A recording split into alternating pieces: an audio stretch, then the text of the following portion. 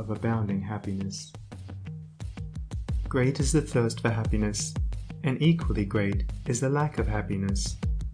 The majority of the poor long for riches, believing that their possession would bring them supreme and lasting happiness. Many who are rich, having gratified every desire and whim, suffer from ennui and repletion, and are farther from the possession of happiness even than the very poor. If we reflect upon this state of things, it will ultimately lead us to a knowledge of the all-important truth that happiness is not derived from mere outward possessions, nor misery from the lack of them. For if this was so, we should find the poor always miserable, and the rich always happy, whereas the reverse is frequently the case. Some of the most wretched people whom I have known were those who were surrounded with riches and luxury, whilst some of the brightest and happiest people I have met were possessed of only the barest necessities of life. Many men who have accumulated riches have confessed that the selfish gratification which followed the acquisition of riches has robbed life of its sweetness, and that they were never so happy as when they were poor. What then is happiness, and how is it to be secured? Is it a figment, a delusion, and is suffering alone perennial? We shall find, after earnest observation and reflection, that all, except those who have entered the way of wisdom, believe that happiness is only to be obtained by the gratification of desire.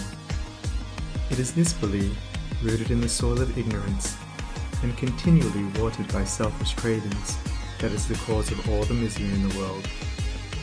And I do not limit the word desire to the grosser animal cravings. It extends to the higher psychic realm, where far more powerful, subtle, and insidious cravings hold in bondage the intellectual and refined, depriving them of all that beauty, harmony, and purity of soul whose expression is happiness. Most people will admit that selfishness is the cause of all the unhappiness in the world. They fall under the soul-destroying delusion that it is somebody else's selfishness and not their own. When you are willing to admit that all your unhappiness is the result of your own selfishness, you will not be far from the gates of paradise. But so long as you are convinced that it is the selfishness of others that is robbing you of joy, so long will you remain a prisoner in your self-created purgatory. Happiness is that inward state of perfect satisfaction which is joy and peace, and from which all desire is eliminated. The satisfaction which results from gratified desire is brief and illusionary, and is always followed by an increased demand for gratification. Desire is as insatiable as the ocean, and clamours louder and louder as its demands are attended to.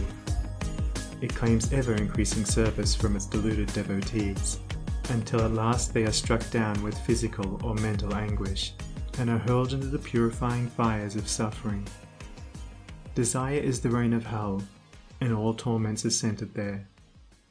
The giving up of desire is the realization of heaven, and all delights await the pilgrim there. I sent my soul through the invisible, some letter of that afterlife to spell, and by my soul returned to me, and whispered, I myself am heaven and hell. Heaven and hell are inward states. Sink into self and all its gratifications, and you sink into hell. Rise above self into that state of consciousness which is the utter denial and forgetfulness of self, and you enter heaven. Self is blind, without judgment, not possessed of true knowledge, and always leads to suffering. Correct perception, unbiased judgment, and true knowledge belong only to the divine state, and only insofar as you realize this divine consciousness can you know what real happiness is. So long as you persist in selfishly seeking for your own personal happiness, so long will happiness elude you, and you will be sowing the seeds of wretchedness. Insofar as you succeed in losing yourself in the service of others, in that measure will happiness come to you, and you will reap a harvest of bliss. It is in loving, not in being loved, the heart is blessed. It is in giving, not in seeking gifts, we find our quest. Whatever be thy longing or thy need, that do thou give, so shall thy soul be fed, and thou indeed shalt truly live. Cling to self and you cling to sorrow. Relinquish self and you enter into peace. To seek selfishly is not only to lose happiness, but even that which we believe to be the source of happiness. See how the glutton is continually looking about for a new delicacy wherewith to stimulate his deadened appetite, and how bloated, burdened, and diseased, scarcely any food at last is eaten with pleasure. Whereas, he who has mastered his appetite, and not only does not seek, but never thinks of gustatory pleasure, finds delight in the most frugal meal. The angel form of happiness, which men, looking through the eyes of self, imagine they see in gratified desire, when clasped is always found to be the skeleton of misery.